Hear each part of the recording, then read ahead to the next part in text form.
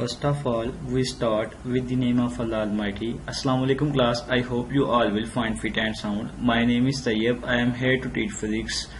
So class हम lecture number 4 के अंदर क्लास 9 के 3 टॉपिक को डिस्कस करेंगे.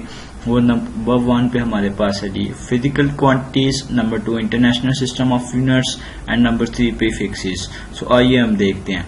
The very first is physical quantities. सबसे पहले हम देखते हैं व्हाट इज फिजिकल क्वांटिटीज.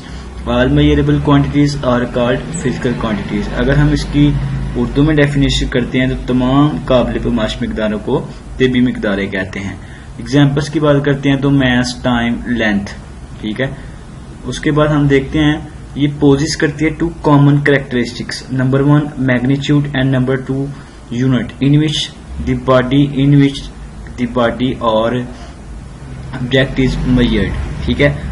तो इसके बाद हमारे पास अगर मैं इसकी एग्जांपल लेता हूं तो फर्स्ट ऑफ ऑल हम देखते हैं कि length of the student is 104 centimetre in which 104 is a magnitude and centimetre is a unit. So next हम देखते हैं. So scientist divided physical quantities into two streams into 2 disciplines. So the first one is base quantity and the second one is derived quantity. So हम देखते हैं what is base quantity. Base quantities are the quantities on the basis of which the other quantities are expressed. हम कह सकते हैं base या उर्दू में हम इनको कहते हैं जी बुनियादी मिकदारें, वो मिकदारें जिनकी बुनियाद पर दूसरी मिकदारों का अहस किया जाता है. और इसके अगर हम एग्जाम्पल की बात करें तो mass, intensity of light. So next हम चलते हैं what is derived quantities. The quantities that are expressed in terms of base quantities are called derived quantities. तो अगर हम इसको उर्दू में देखते हैं तो उर्दू में हम इनको कहते हैं जी माखूस मिकदारें. वो मिकदारें जो बुनियादी मिकदारों से अहस की गई हों इनको हम कहते हैं माखूस मिकदारें. जिसकी एग्जांपल्स की अगर हम बात कर लेते हैं तो area, volume, speed, force, power, electric charge. Next हमारे पास है जी barter system. Before the international system of units, people use the barter system. So why हम देखते हैं what is barter system. So अगर हम इसकी definition की तरफ चलते हैं, इसकी definition is very simple. Exchange of things between the peoples. लोगों के दरमियान अशिया का तबादला barter system कहलाता था. अगर हम इसकी एग्जाम्पल की बात करते हैं डेली लाइफ के अंदर तो एक person has rice and another person has crop. एक पर्सन के पास क्रॉप है, एक के पास राइस है. अब राइस वाले को मनी चाहिए, क्रॉप नहीं चाहिए, लेकिन क्रॉप वाला उसको मनी के अलावा क्रॉप के अलावा कुछ नहीं दे सकता, लाइक उसको मनी नहीं दे सकता. तो ये सिस्टम यहाँ पे ही फेल हो गया. ये इतना प्रीसाइज नहीं था एंड नॉट मोर एक्यूरेट. हम चलते हैं इंटरनेशनल सिस्टम ऑफ यूनिट्स की तरफ.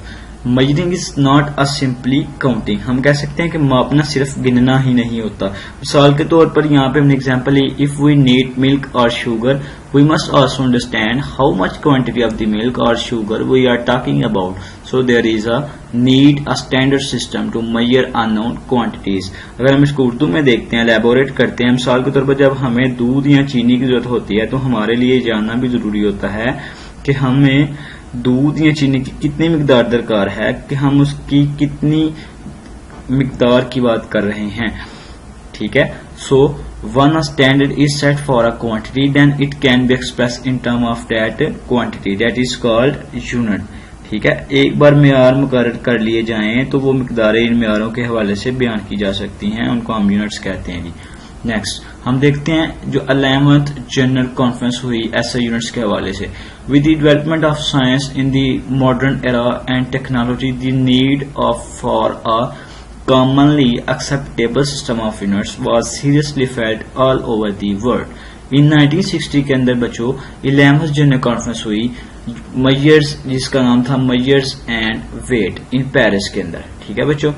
तो पेरिस के अंदर हुई. इसका बुनियादी मकसद था एक स्टैंडर्ड सिस्टम को अडॉप्ट करना, बनाना, ताकि लोग पूरी दुनिया एक वर्ल्ड पूरा जो है वो एक सिस्टम के तहत काम कर सके और उनके दरमियान.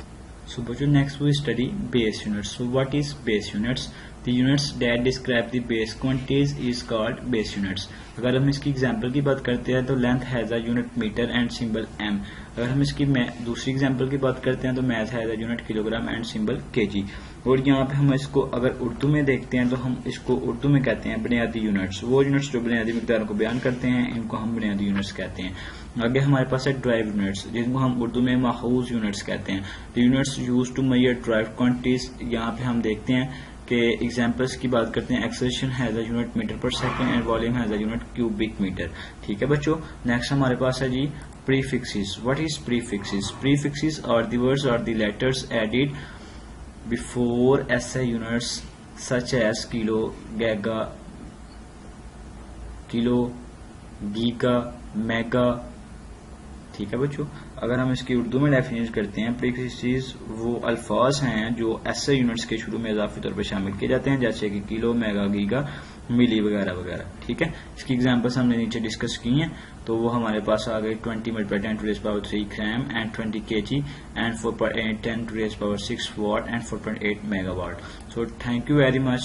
I hope you will understand this lecture, and if you have any problem then you will ask in comment. Like, comment, share and subscribe our channel.